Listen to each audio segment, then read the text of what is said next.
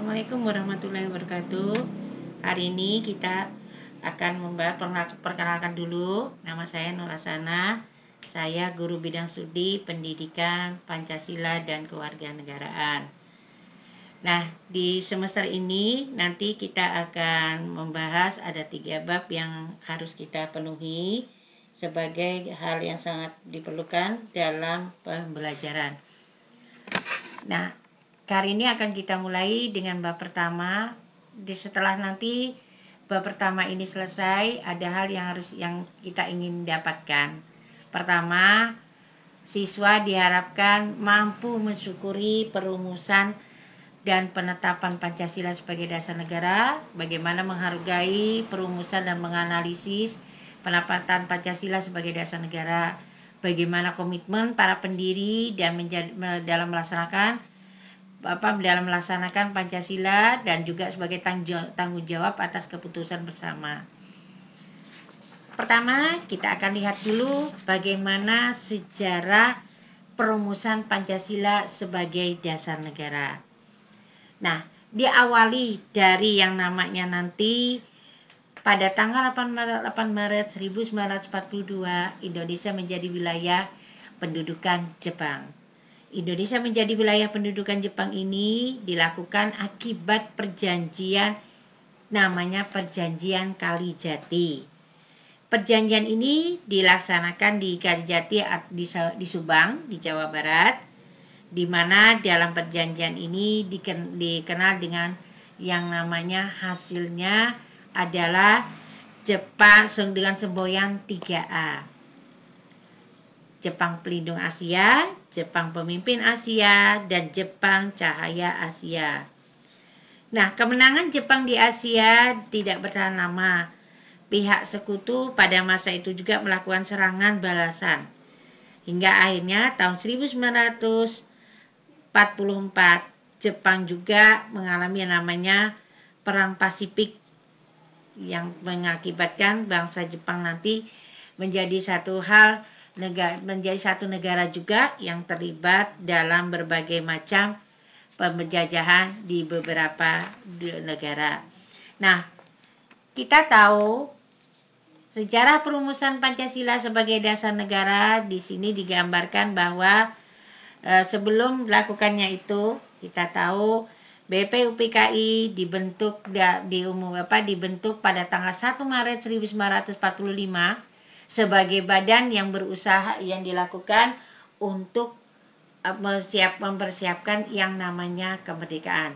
Nah, Badan Penyelidik Usaha Persiapan Kemerdekaan ini atau kita kenal BPUPKI sebagai janji kemerdekaan dari Jepang. Walaupun kita tahu sebagai janji pemerintah Jepang, namun dalam hal ini nantinya tidak menjadi satu hal yang sangat penting. Nah, sidang pertama di BPUPKI yang dilaksanakan pada tanggal 29 Mei sampai dengan 1 Juni 1945, sidang ini membahas tentang yang namanya dasar negara. Nah, dalam hal ini kita tahu dengan terbentuknya organisasi BPUPKI berarti dipilihlah ketua dari organisasi itu yang namanya Dr. Rajiman Widyodiningrat dan yang beranggotakan jumlah dari anggota BPUPKI ini berjumlah 62 orang ditambah 7 orang dari Jepang. Mengapa harus ada warga negara Jepang? Karena kita tahu BPUPKI ini adalah satu organisasi yang merupakan penggabungan antara pemerintah Indonesia dan pemerintah Belanda. Nah, pada sidang BPUPKI ini yang kita tahu tadi dilakukan sebanyak 2 kali. Ada beberapa anggota sidang menyampaikan pendapat tentang yang namanya rumusan dasar negara. Pertama kita lihat tokoh bernama Muhammad Yamin. Beliau mengusulkan terdiri dari 5 dasar yang namanya dasar negara itu. Pertama, pri kebangsaan, yang kedua, pri kemanusiaan, yang ketiga, pri ketuhanan, yang keempat, pri kerakyatan, yang kelima, kesejahteraan. Nah, rumusan ini disampaikan secara tertulis dalam rancangan pembukaan Undang-Undang Dasar.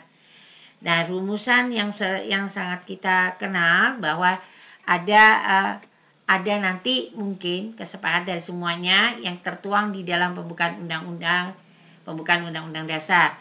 Nah, yang kedua, sidang BPUPKI menyampaikan anggota yang namanya Supomo memberikan 5 unsur dasar kemerdekaan, yakni pertama yang kita sebut dengan persatuan, kemudian ada kekeluargaan, ada keseimbangan lahir dan batin, ada keadilan rakyat, dan ada musyawarah. Ketiga, ada Soekarno. Soekarno menyampaikan yang 5 unsur landasan kemerdekaan menurut beliau yang dilakukannya pada tanggal 1 Juni 1945. Beliau menyampaikan rumusan itu terdiri dari rasa nasionalisme dan kebangsaan Indonesia, ada internasionalisme dan peri kemanusiaan, mufakat atau demokrasi, kemudian ada kesejahteraan sosial, dan ada ketuhanan yang Maha Esa. Nah, rumusan dasar negara yang kita kenal ini menginspirasi para pendiri bangsa dalam sidang berikutnya tentang yang namanya dasar negara. Nah, di akhir pidato daripada Insinyur Soekarno, dia memberikan gambaran bagaimana sejarah lahirnya yang namanya lahirnya Pancasila ini. Nah, ringkas dari Pancasila disebut yang namanya Trisila oleh Insinyur Soekarno, yakni ada sosio-nasionalisme, ada sosio-demokrasi, kemudian ada ketuhanan. Nah, di sini digambarkan bahwa penyampaian tentang bagaimana Pancasila itu ditetapkan menjadi satu hal yang sangat penting yang mengilhami lahirnya Pancasila. Walaupun kita tahu awal mula dari istilah Pancasila itu bukanlah mereka memberikan secara langsung tentang yang namanya Pancasila, tetapi mereka menetapkan namanya Pancasila itu awalnya dari Pancadharma.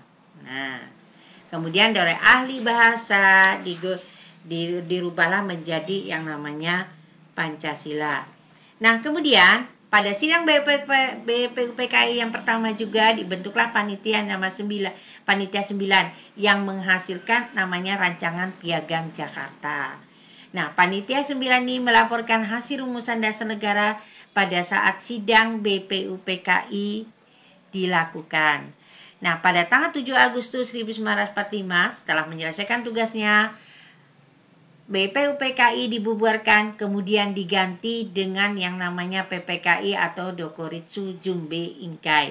Nah, ini adalah satu organisasi yang tidak lagi melibatkan pemerintah Jepang.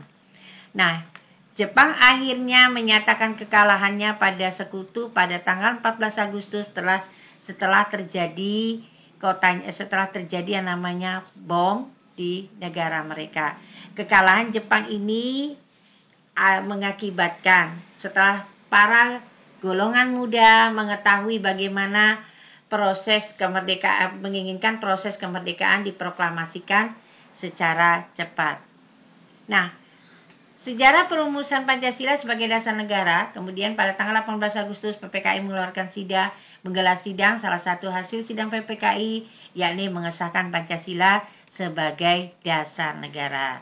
Nah, itu beberapa hal yang harus kita pahami bagaimana sejarah lahirnya Pancasila sebagai dasar negara. Nah, materi untuk yang bagian A sudah selesai sampai di situ. Untuk minggu ini Ibu tidak memberikan tugas. Ibu hanya menginginkan kamu membaca secara gamblang bagaimana sejarah perumusan Pancasila sebagai dasar negara di buku paket masing-masing. Demikian dari saya, Ibu akhiri. Assalamualaikum warahmatullahi wabarakatuh.